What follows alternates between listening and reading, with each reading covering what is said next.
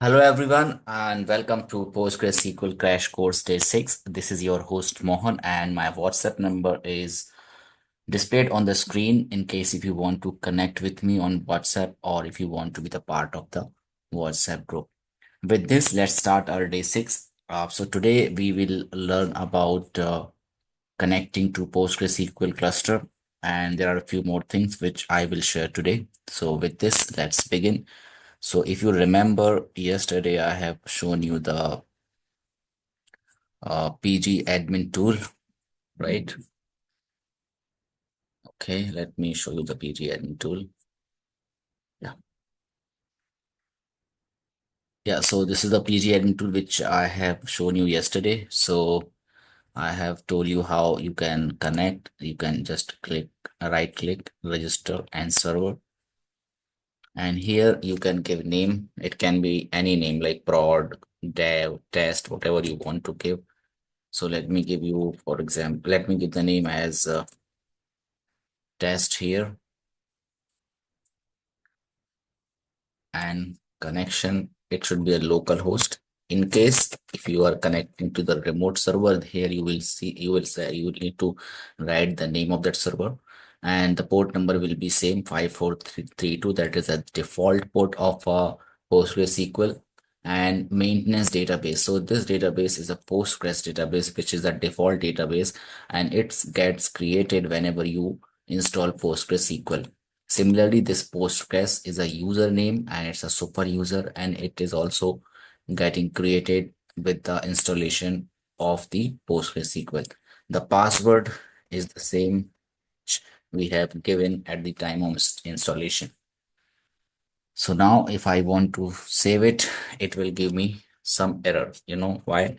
I'll tell you why. Okay, I'll let it errored out.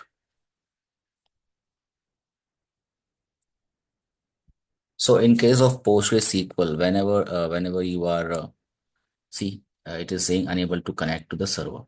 So in PostgreSQL, whenever you want to connect to the PostgreSQL cluster, first you need to check whether that is running or not. So if you remember yesterday, we have discussed about the command pg_ctl status, right? This is the command. So here it is no server running. In case if you have not set the environment variable, which is important to run this pgctl command, if you have not set it, please go and watch the last video. There I have shown you how you can set the environment variable. So here you say like no server is running. So now we have to start the server. So simply we'll run the command pg_ctl start, and now server is started. You can again, if you want, you can check the status. It is saying server is running with this PID, right? So now if I close it, I'll say close, register server. Here again, I can give test or whatever I want. Here I should give local host. This will be the same, only the password I need to enter, and this time it will be connected because now our server is started, right? So whenever you connect to a PostgreSQL cluster in pgAdmin tool, you will see these three things. First thing will be database, second thing will be login or group roles, and third thing will be the table space. So if I go to the database, you can see this is a default database. This is called Postgres, right? So this default database you will always be seeing when you install and when you connect PostgreSQL instance or cluster for the first time. So here this is a public schema and there are no tables which we have created as of now. So uh, apart from this, it has a login and group roles, right? So Postgres will be the super user and it will be by default created. And we can have the table space as well, where those two pg default and pg global are the default table space.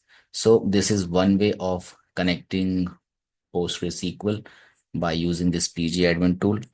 Other way is by using a command called psql. So we can run psql, after that -p, Please remember, we need, if I am using the small p, you need to use a small p, or because this is the case sensitive language, system.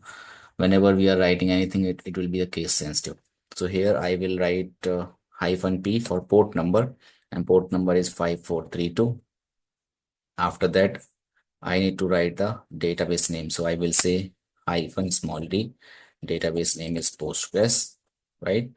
And after that, I can give the username with capital U.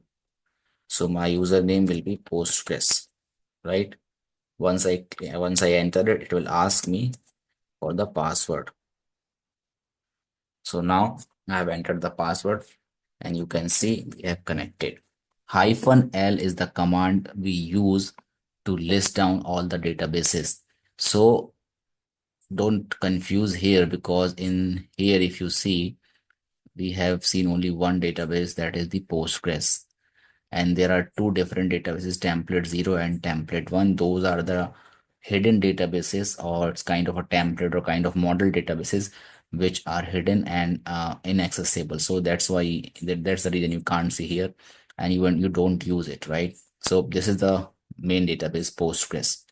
So this is another way of connecting. So one way is with pgAdmin tool. Other way is by using the select command, oh sorry, CMD. And there is third way by using the psql. So when you install your PostgreSQL, there is a utility also which we have installed called SQL shell. So once you start that SQL shell, you will see this kind of command prompt. Here this is a shell. So here you can see server is automatically listed localhost. So if you want to give another or if you want to connect to the remote one, you need to give the name of that particular server. But here, as this is a local one, we will not write anything here. We will just click enter. It will go to the next stage, that will be database. If there are other databases which we want to connect, we can give the name of that particular database. But here the database is Postgres, because it is a default one and we haven't created any new database. The port number is 5432. That's a default one, we haven't changed it. So again, I will press enter, and username is again Postgres because we haven't created any user. I'll click enter, and now I will enter the password, and now I am in the PostgreSQL. So here we have seen three ways. One is pgAdmin tool, other one is with command prompt, and third one is the with psql. Here also, if I write this command, or if I enter hyphen L, also not hyphen but backslash n, it will show me the list of the databases. So it is same whatever we can see here. Now how we can create databases, right? So there are multiple ways to create database in PostgreSQL. One is simple. You can write click on this database, create database. uh, for example, dbAdmin, owner will be Postgres because we don't have any other user here. OID, let it blank, let it create automatically, and I will click save.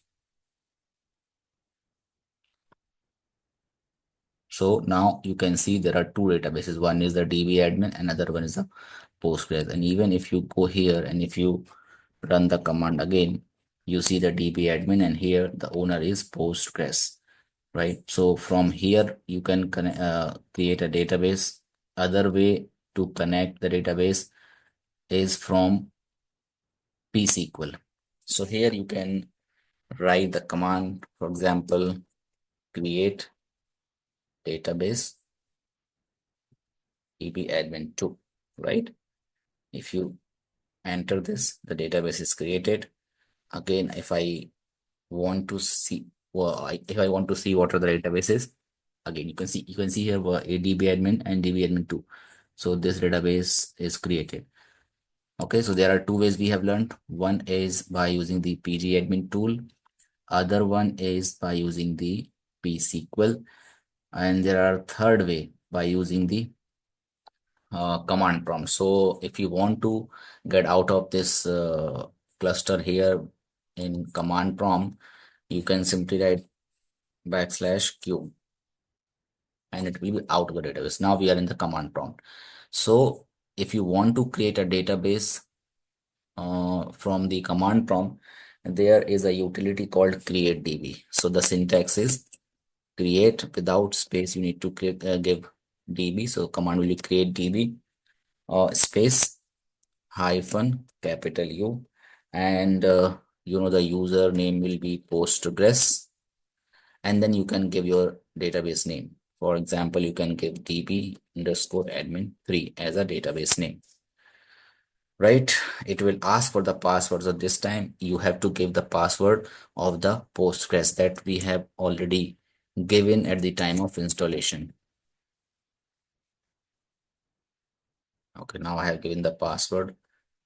Let me see if it is created. Hyphen, sorry, /L.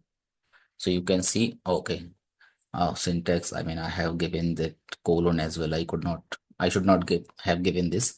So the name also consists this dpAdmin 3 colon. So let me drop if it is possible.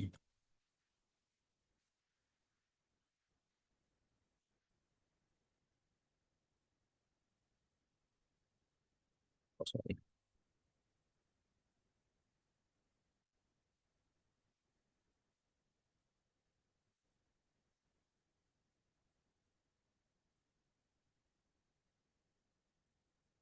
drop db does not exist. Let me try to drop from here. But first, let me list down. It is there.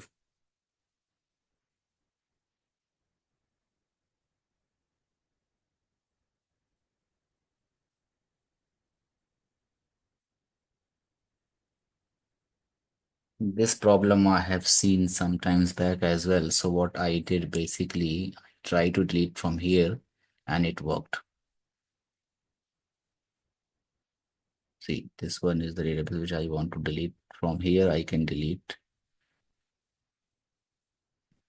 I'll try to check the reason why I'm not able to delete from here. But this is the command which you can use to delete the database. For example, if I try to delete dpAdmin2, drop database db underscore admin. Is it deleted? No, okay, sorry. db2.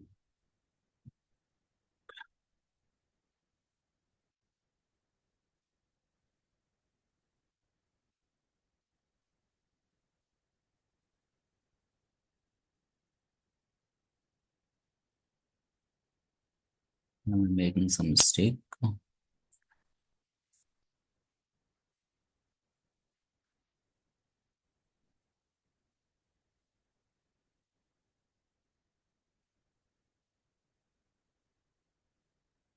Admin, let me try to delete this column.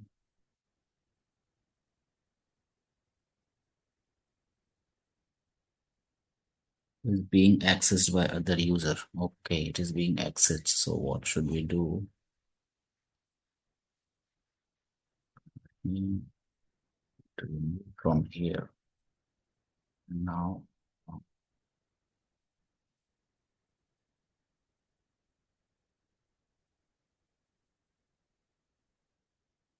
try to run the statement again. Now it is done. -L. Okay, so this is done. Let me see if I can also drop dpAdmin2. Okay, dpAdmin2. Okay, it is also done. Yeah. So this is how we just create and drop the database. So that's it for today, and I'll share some more information about these commands in next video. So this is it. Thank you so much. Have a nice day. Good night.